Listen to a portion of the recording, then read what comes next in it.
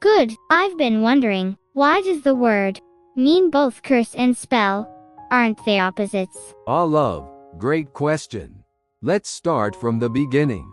Long ago, the concept of emerged from our deep-rooted beliefs in the supernatural.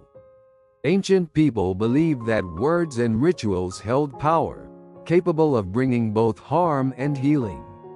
So, can mean both a curse and a spell because it's all about intention. You mean, like how a knife can be used to cut vegetables, or, well, you know. Exactly. In fact, the earliest records show that was linked to the idea of sacred words or mantras. People believed that by uttering specific words or performing rituals, they could influence the unseen forces around them, either to protect themselves or harm their enemies. So, back then, were curses like the ancient version of online trolling? In a way, yes, but much more serious. In many cultures, curses were feared because they were seen as irreversible. Once a was cast, it was believed to linger until the victim's life was utterly ruined. Wow. Talk about holding a grudge.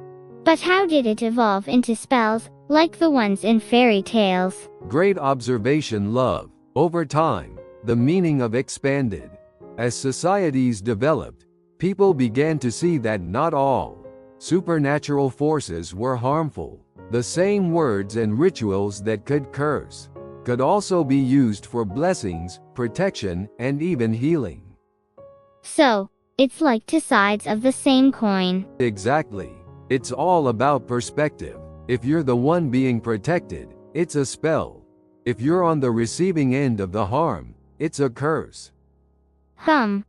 That's interesting. But why did people believe so strongly in the power of words?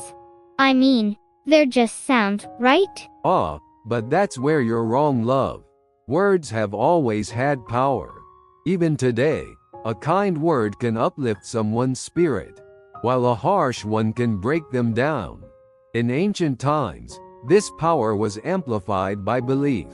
If everyone around you believes that a curse works, it likely will, because belief shapes reality. Like self-fulfilling prophecies. But what's the difference between a curse and, say, a regular spell used for good? That's a subtle but important distinction. Curses are typically destructive, aimed at causing harm, while spells, especially in the modern sense, are more constructive, used for protection, love, or success. But remember, the intention behind both is what truly defines them. You mean it's like using the same recipe but cooking for different reasons? Precisely. Here's a bit of trivia for you. Did you know that in some regions of Japan, people would hang straw dolls on trees, called Ushi no Koku Mairi? It was a ritual where one would nail these dolls at a shrine to curse someone. But if the intention changed, the same ritual could be for a positive purpose, like asking for good fortune. So, a shrine could be a hotspot for both blessings and bad vibes. Indeed. It all comes down to what's in the heart of the person performing the ritual. Curses and spells, though seemingly different, share this common thread: the power of intention. So, in the end, isn't just about bad or good, it's about how we choose to wield our words. You've got it. Love, like a double-edged sword, reminds us that with great power comes great responsibility. Whether we curse or bless, the choice is always ours. That's deep. Good. I'll be sure to use my words wisely, maybe even cast a spell or two for good luck. Just make sure they're the positive kind.